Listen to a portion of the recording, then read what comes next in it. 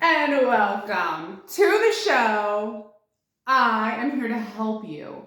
I'm here to be the voice of reason. The voice that maybe you're hearing whisper to you, telling you that maybe you're watching too much television. Now, when I say television, it means anything that's on a screen. The phone, the laptop, the television, anything that requires you to look at a screen, the television.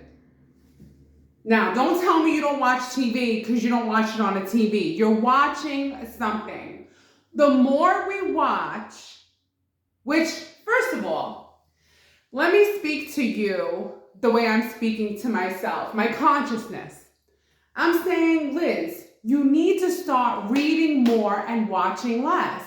When there's nothing to do at work and you have an hour and a half free, use that time to read a book, not the whole book.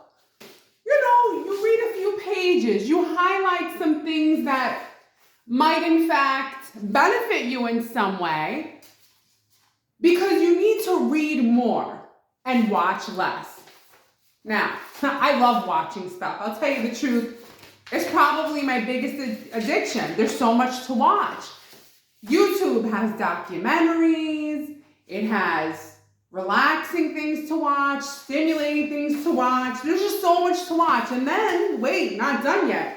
You can watch movies. You can watch old TV shows. You can watch Netflix. You can go to Hulu, Zulu, Netflix, Prime. There's just so much to watch that, I feel that I have become imprisoned by watching too much. And I'll tell you the truth. This is for you, but it starts with me. I'm talking to me, and maybe this is helping you. I have to read more to make myself mentally and physically and emotionally more healthy. Because I am noticing, I am taking notice, and I don't know if you're taking notice too, that I have been on the cognitive decline, finding words to express myself when I'm having a conversation with others. This is disturbing. It bothers me. I don't want to be having a conversation and I lose the ability to find the words to express myself. So that's one of the benefits that you get from stimulating your mind from reading words on a piece of paper versus watching television. When I say television, I'm not just talking about the big screen. I'm talking about the little screen, the laptop, anything that has a screen, okay? What happens is that when you read, it improves your brain. It improves the function of your brain. It improves critical thinking, right? Also, it helps you with your memory. And I've been noticing that lately, I don't remember that much anymore. I have to do a diary of points of what I did yesterday, the day before that, because I'm forgetting things, because I'm watching too much and I'm using my brain too little. Watching stuff is very relaxing. I love it. Nobody loves it more than me. I bet you love it too. There's too much to choose from. Back in the day, we had a few channels. That was it. If you didn't like what was on the television, you turned the television off and you went to bed. So now that we have so much to watch, it takes a lot of discipline, which I am imploring to you, which I don't even know if imploring is the right word to use, the right word to use. Not like the white wall behind me, the right, because I'm not reading enough. But look, I got this book called The Source, the secret of the universe, the science of the brain, because I need to expand and you need to expand your vocabulary.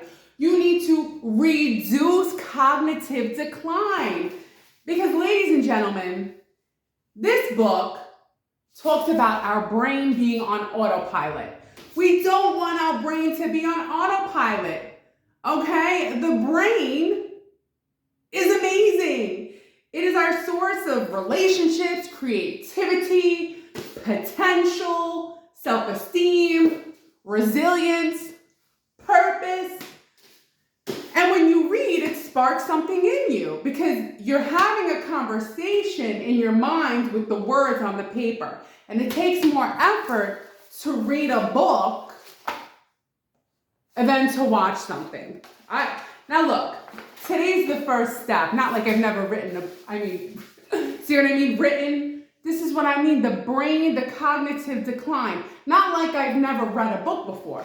Yes, I've read a book before. It's a long, long time ago. And I want to know that I could get past page 9 because I made it to page 9.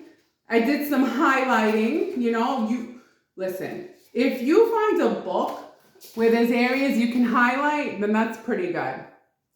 You know what I mean? Because this was something, developing a meta consciousness. What is a meta? Wait a minute, say metacognition. Meta means beyond. Meta means beyond. So beyond consciousness. You want to think beyond your consciousness. You want to think about what you think. You want to be aware of your awareness. I'm not going to get into this whole book. I'm just trying to make a point that Amazon was originally used for buying books. Let's go back to using it for buying books. Just try one book. Try one book and have it be something that like sparks your interest, something that you know will hold your attention, something that will expand your vocabulary, something that will help you sleep at night, feel physically and mentally engaged. Read more, watch less. Read more. Actually, just start by reading anything. Turn off the screen, like turn it, because we all listen. Okay, here, last but not least. How would you feel if you're at work and someone walks in on you looking at the screen? I know I feel like an idiot, but if someone walks in on me and I'm reading a book, guess what I feel like? I feel superior. I feel intelligent. I feel not like an addict, a watching the screen addict. So I'm trying to take myself away from being addicted from watching and putting my brain to use. Because if I can't have a conversation anymore and find the words to express myself, we know we got a problem. So we want to fight cognitive decline. Read. Start with something, anything. And also, I'm going to tell you that I would suggest that you find something that's more positive than negative. More positive than negative, because it's very easy to go towards the negative because, the negativity bias. But if it's the only thing you're going to read. But I don't want it to get you into a negative mood. All right, take it back. Something that's going to help you in society. So that's my video. So I'm pretty much done here. But let me just show you one thing I read that I really liked. You gotta love this. I'm highlighting things. What? Oh. This I liked. It says, the longer we have been doing something, the less likely we are to question it.